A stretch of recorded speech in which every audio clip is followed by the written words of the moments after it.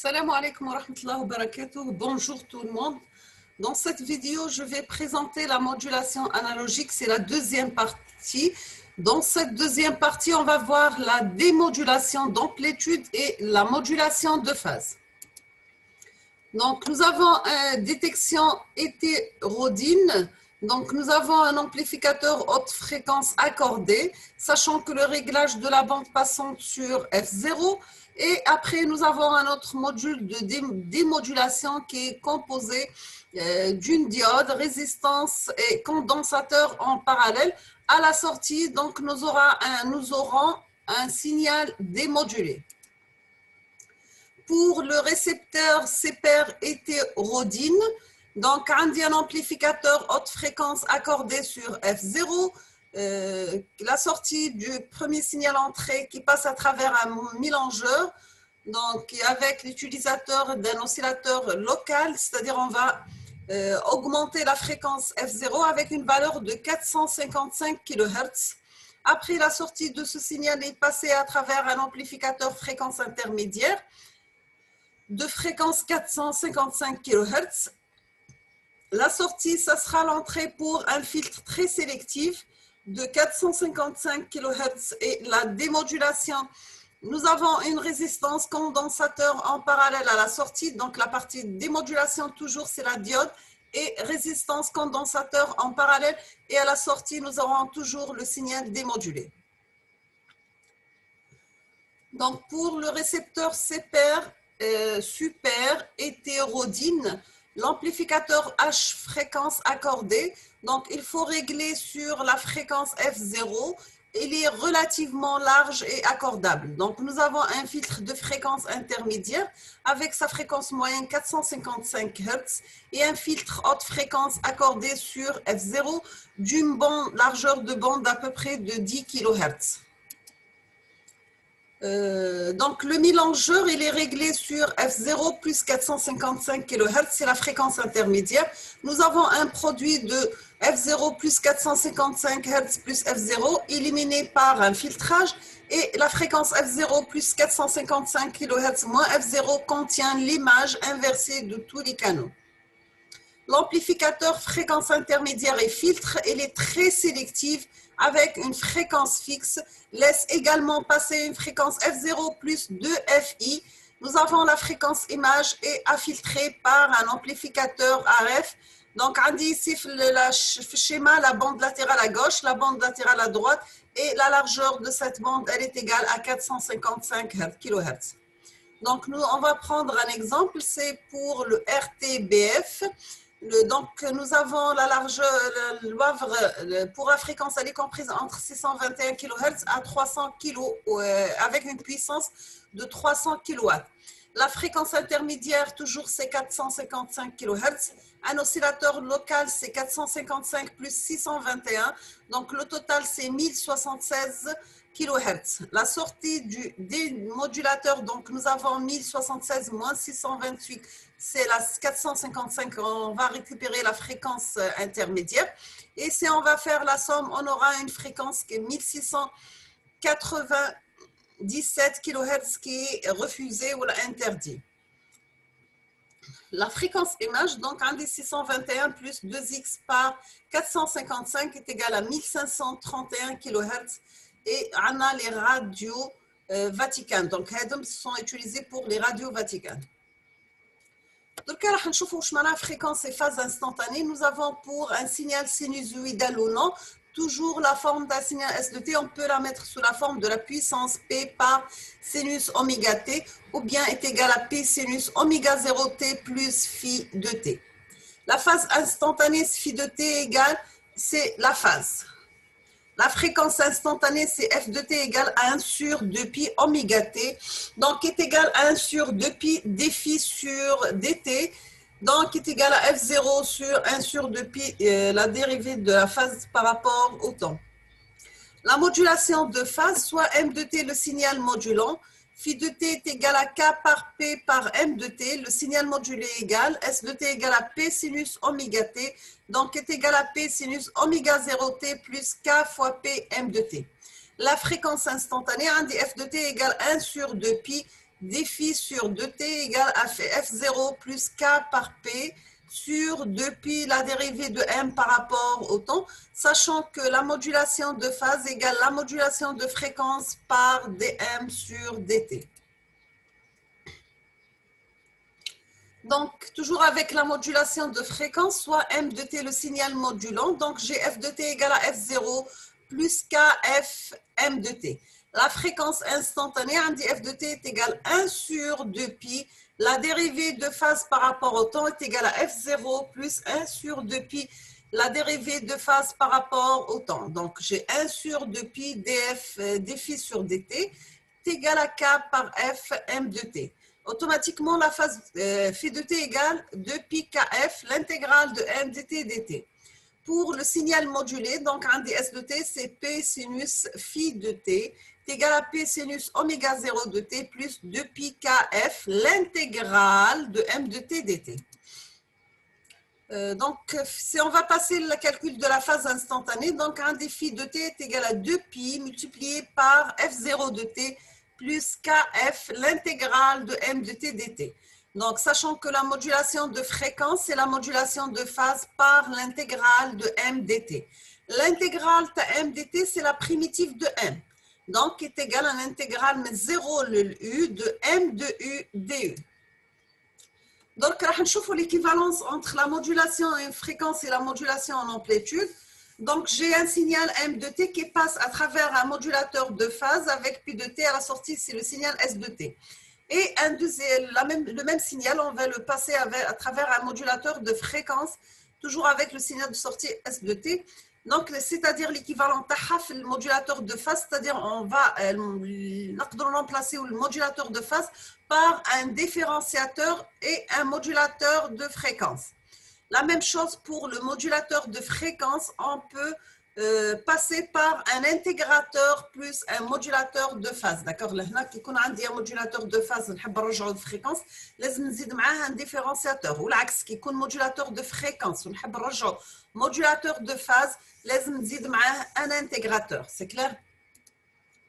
Voici une porteuse modulée en fréquence, la forme de signal تاعها.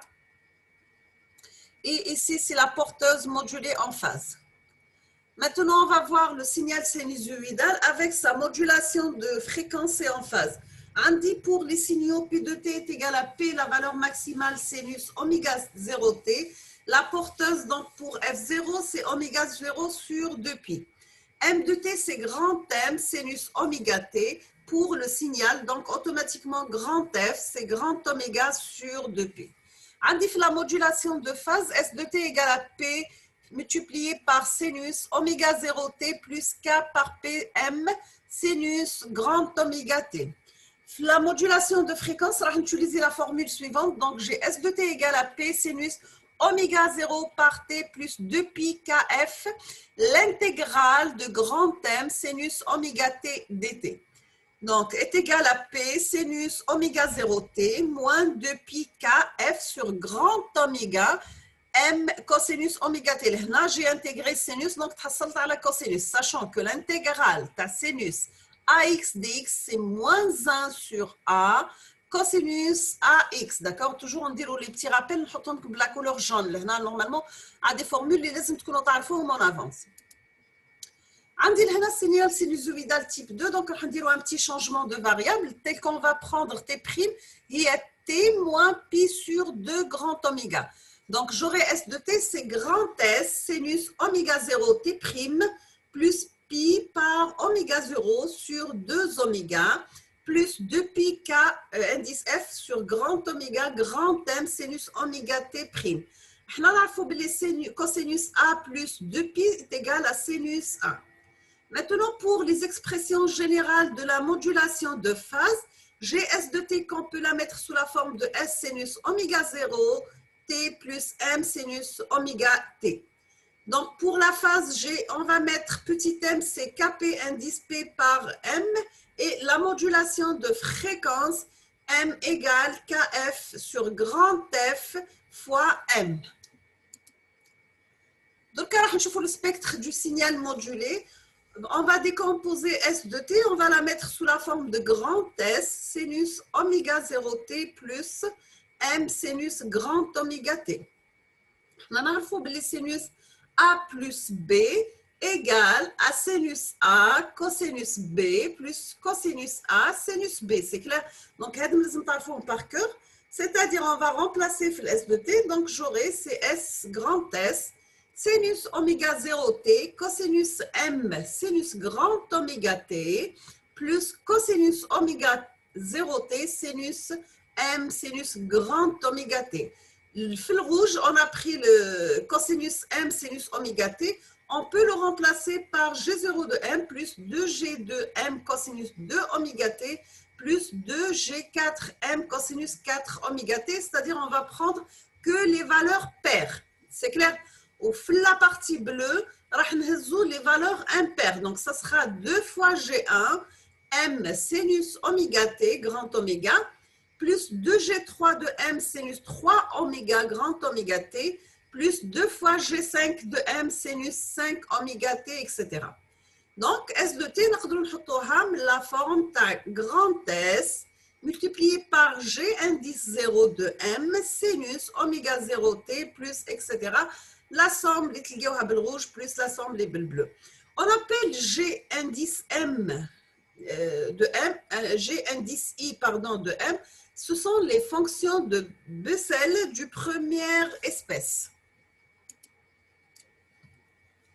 Toujours avec du spectre du signal modulé, donc c'est la deuxième partie. Donc, un des S de T, on peut la mettre sous la forme ta grand S, G indice 0 de M, sinus oméga 0T, plus 2S, G1 de M, cosinus oméga 0T, sinus grand oméga T, plus 2 fois S, G2, M, sinus oméga 0T, cosinus 2 oméga T, etc. Ainsi de suite. Là, on a les 2 fois sinus A cosinus B, c'est l'équivalent, c'est sinus A plus B plus sinus A moins B. Donc, j'aurai S de T égale à S G0 de M, sinus oméga 0 de T, plus 2S G1 de M, sinus oméga 0 plus oméga de T, moins sinus oméga 0 moins oméga de T. Plus, donc j'aurai 2 fois S G2 de M sinus oméga 0 plus 2 oméga T plus sinus oméga 0 moins 2 fois oméga de T, etc. Donc, voici les valeurs, un tableau qui est pour les valeurs de coefficient G et de M. Donc, un dit l'indice de modulation M, il peut prendre la valeur 0, 0,25, 0,5, 1, 1,5, 2, 2,5, 3, 4, 5, ainsi de suite. Et voici les valeurs correspondantes pour G0, G1, exemple pour M égale à 0. Donc, j'ai seulement la valeur de G0. Pour M égale à 1, donc j'ai la valeur de G0 et G1, ainsi de suite. D'accord? Donc, la formule, donc tableau, on a obtenu ce tableau à partir de la formule précédente. Donc, toujours avec le spectre du signal modulé, on va voir un troisième type pour le spectre discret. Donc, j'ai des rayofréquences indimes, la forme de F0 plus ou moins N grand F, sachant que N c'est un entier. Si on va voir la règle de Carson, nous avons des raies d'ordre N supérieurs à N plus 1 sans négligeable. Donc, nous avons 98% de l'énergie. La largeur de bande BC est égale à 2 fois M plus 1 grand F.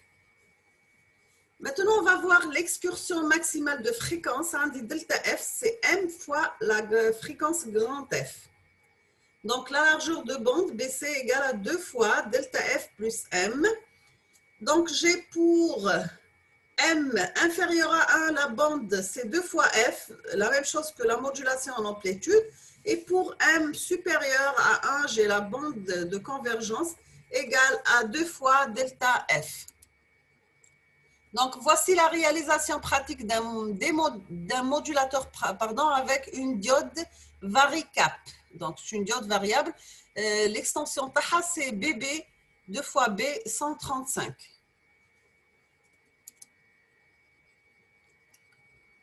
Maintenant, on va voir la modulation en fréquence FM. Donc, nous avons besoin d'un oscillateur à circuit résonant LC avec une fréquence de coupure oméga 0 est égale à 1 sur la racine de 1 de LC. Donc, la diode varicap en parallèle sur C fixe. Donc, pour le signal M de T appliqué à la diode varicap, F est modulé selon une structure de M de T. La porteuse introduite dans un filtre, nous avançons en parallèle sur diode varicapacité. La déphasage fonction de V appliqué peut réaliser une modulation en fréquence. Donc, si le signal appliqué, c'est l'intégrale de M dt, un détecteur de pente, donc pour avoir un détecteur de pente, on va utiliser un filtre LC parallèle et il faut que F0 sur un flanc de la résonance. Pour la transmission du filtre, il dépend fortement de la fréquence et pour détection super hétéronidine, nous avons besoin d'utiliser le même filtrage qu'avant. Donc, je fais la phase bouclée. Donc, pour l'oscillateur local, il va contrôler en tension il est contrôlé en tension par U de T, verrouillé pour avoir la même fréquence, la même phase, et U de T, c'est l'image de M. Donc, j'ai un signal d'entrée S de T qui passe à travers un comparateur de phase. Donc, j'aurai un signal I de T qui sera l'entrée d'un oscillateur contrôlé en tension et la sortie un comparateur de phase et ainsi de suite. Donc, nous sommes à la fin de la vidéo pour cette deuxième partie, la modulation analogique. Donc, la modulation, je fais la modulation fréquentielle ou je fais la modulation d'amplitude, d'accord? Donc, je vous souhaite bon courage, bonne chance. N'hésitez pas si vous avez de poser des questions ou bien si vous demandez certains cours. À la prochaine vidéo, Inch'Allah.